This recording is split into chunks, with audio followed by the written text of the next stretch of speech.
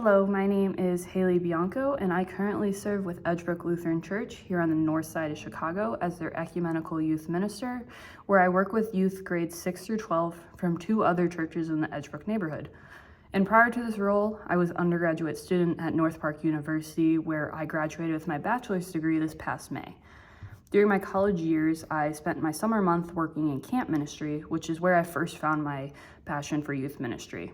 Now, as I'm trying to discern where God is trying to lead me next, I have heard a call into rostered ministry within the ELCA as a deacon. I experienced this undeniable push to pursue this path while attending the youth ministry extravaganza in New Orleans at the end of January.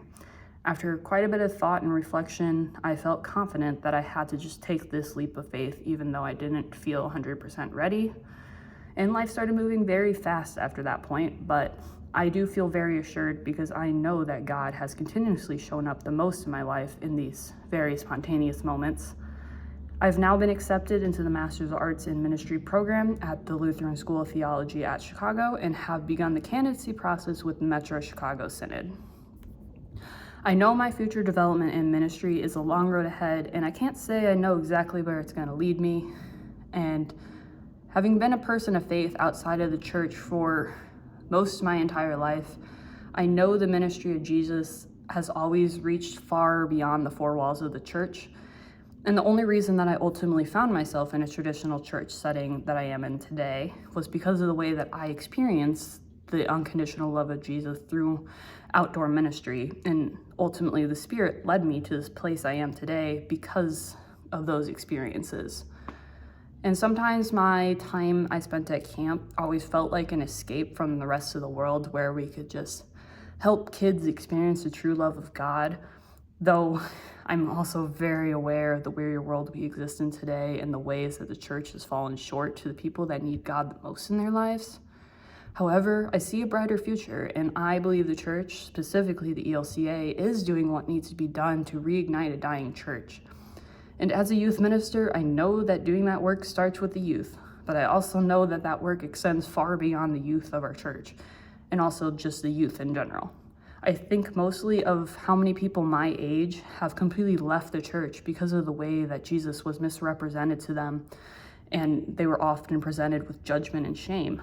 Those people may never walk through the doors of the church again, along with many other groups of people, but God never stopped loving them, and they deserve to know that. As a leader within the church, I have always kept this love and care for others at the forefront of my ministry. I've always been a servant leader at heart, though my leadership style has evolved as I've grown through the years and become a bit more hands-on. Still, I'm not the most outspoken or extroverted person. I typically don't find myself as the center of attention, but one of my core values of the camp I previously served at was space to lead, which is an important value that I've carried over into my own personal ministry. I strongly believe that every person has a story to tell that the world needs to hear. And nothing brings me more joy than watching one of my youth succeed, even in the seemingly small ways.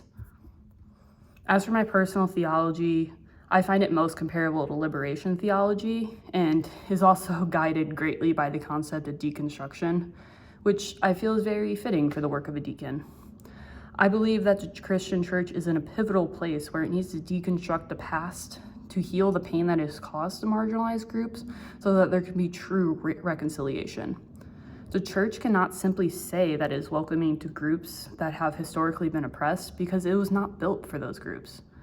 Being able to be open and affirming to the LGBTQ+ community was a part of my ministry I simply was not willing to compromise on, because they need to know more than anyone that they are loved by God, just as they are, despite the hate that has existed within the church.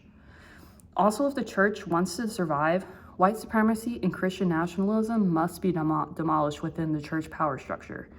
While I'm not exactly sure how to rebuild an entirely new power structure, I know I have a responsibility to use my own privilege to elevate the voices of people of color within the church and in our community.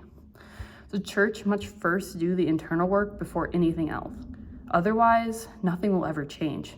And it's going to be an uncomfortable change, but it is a change that needs to happen, and I hope that I can influence in some sort of way, small or big ways.